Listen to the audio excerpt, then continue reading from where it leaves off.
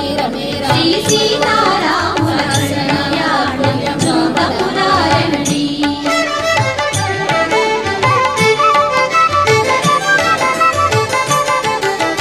సిరి కళ్యాణపు బొట్టును పెట్టి మణివాచకమును నుదుటను గట్టి పారాణిని పాదాలకు పెట్టి